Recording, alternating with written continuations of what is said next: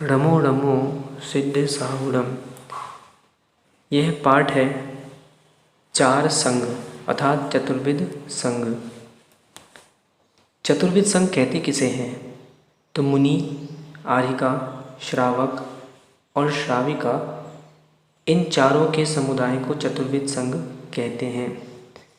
मुनि अर्थात जो प्रतिमाधारी हैं, उन श्रावक की श्रेणी जो है उसके ऊपर वाले मुनि कहलाते हैं। इनके 28 मूल गुण होते हैं। मुनिराज के ऊपर उपाध्याय हैं, उनके ऊपर आचार्य परमेष्ठी हैं, परंतु ये सभी मुनि में ये लोग सब सम्मिलित हो जाते हैं। पिछी कमंडल रखते हैं, नग्न रहते हैं, खड़े होकर दिन में एक बार आहार करते हैं और पैदल विहार करते हैं। आपने देखा होगा मुनिराजों के आगे 108 लगता है। 108 मुनिश्री ऐसा कहते हैं। वो 108 क्यों लगाया जाता है? तो वो 108 गुण हैं। जैसे देखें 28 मूल गुण, 22 परीक्षा जय, 10 धर्म, 12 तप, 12 भावना, 13 प्रकार का चारित्र, 6 काय जीव की रक्षा और 5 आचार।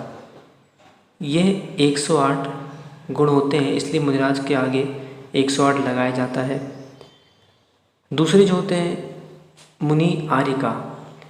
आर्यिका जो 11 प्रतिमा माताओं की होती हैं, उसके ऊपर की श्रेणी वाली आर्यिका कहलाती हैं। माता, स्त्री, महिला कोई भी, बालिका भी लेती है प्रतिमाएं। इनकी चर्या भी मुनियों के समान होती हैं। पिछे कमंडल रखती हैं, केशलोच करती हैं, बैठकर हाथ में ही आहार लेती हैं, पैदल विहार करती हैं और एकमात्र सफ़ेद साड़ी ये धारण करती हैं। ये पंचम गुण स्थानवर्ती होती हैं। इनका पूर्ण संयम पालन नहीं हो सकता, क्योंकि इनकी स्त्रियों के काक में योनि, स्तन आदि अवयवों में बहुत से जीव उत्पन्न होते रहते हैं। जैसे पुरुषों में आचार्य पद होता है, ऐसे स्त्रियों में गणनी पद भी होता है आर्यिकाओं की जो ऊपर। अर्थात जिस प्रकार मुनि संघ में प्रमुख संचालक आचार्य कहलाते हैं, उसी प्रकार आर्यिका संघ की प्रमुख संचालिका को गणनी कहते हैं। आर्यिकाओं के आगे 105 लगता है। तो मुनि से इनके गुण 3 कम होते हैं। जैसे देखें कौन से 3? तो आर्यिकाएं जो हैं बैठकर आहार करती हैं, दूसरा वस्त्र पहनती हैं और तीसरा आवश्यक समय पर स्नान करती हैं। इस प्रकार से आर्यिकाओं के नाम के पूर्व 105 लगाया जाता है। मतलब 3 गुण इनके नहीं होते। मुनिराजों के 108, आर्यिकाओं के 105। आर्यिकाएं जो पद है वह मुनि से छोटा पद होता है। तीसरा श्रावक।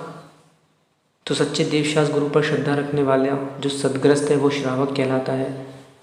पाकछेद, नैष्ठिक और शहादत के भेद से 3 प्रकार का है।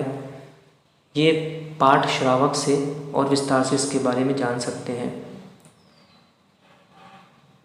जैसे बताया था कि 1 से 6 प्रतिमा जघन्य श्रावक,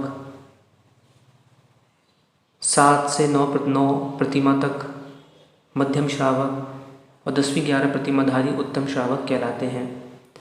11 प्रतिमाधारी ऐलक क्षुल्लक हैं, जो केवल ऐलक जैसे जो केवल लंगोट रखते हैं और कोई वस्त्र नहीं रखते, पिछी कमंडल रखते हैं, मार्जिन रखने का भी विधान है, नियम से कैशलोच करते हैं और दिन में एक बार बैठकर हाथ में आहार करते हैं।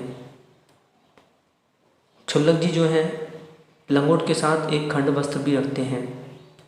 इनका खंड वस्त्र इतना छोटा होता है कि यदि ये पैर ढके तो सिर ना ढके, सिर ढके तो पैर ना ढके। केशलोच भी करते हैं, दाढ़ी मूंछ हजामत भी करते हैं, उस तरह से भी करवा सकते हैं।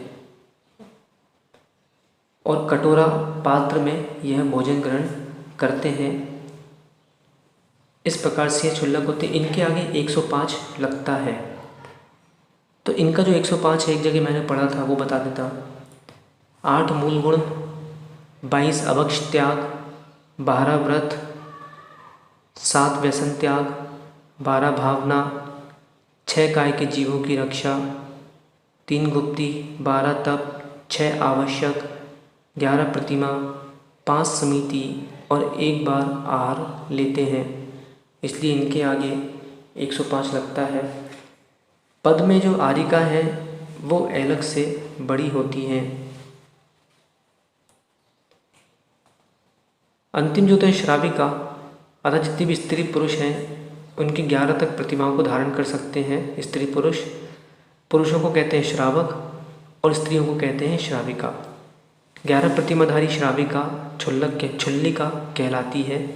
सफ़ेद साड़ी खंड वस्त्र रखती है, पात्र में हाथ लेती है और शेष क्रिया छुल्लक के समान करती है। इस प्रकार से यह छुल्लक, छुल्लिका, ऐलक, श्रावक, श्राविका, इस प्रकार से 4 संघ होता है। मुनि, आरिका, श्रावक और श्राविका। इनकी जो वंदना का क्रम है तो मुनिराज, आचार्य, उपाध्याय, साधु को नमोस्तु किया जाता है। आरिका को वंदामी करते हैं। ऐलक, छुल्लक, छुल्लिका को इच्छामी करते हैं। और जो प्रतिमाधारी ब्रह्मचारी भैया हैं, दीदियां हैं, ब्रह्मचारिणी बहनें हैं, उनको वंदना किया जाता है। और जो सामान्य अव्रती श्रावक हैं उनके लिए जय जिनेन्द्र किया जाता है। आदि जिनेन्द्रम जयदु जयदु।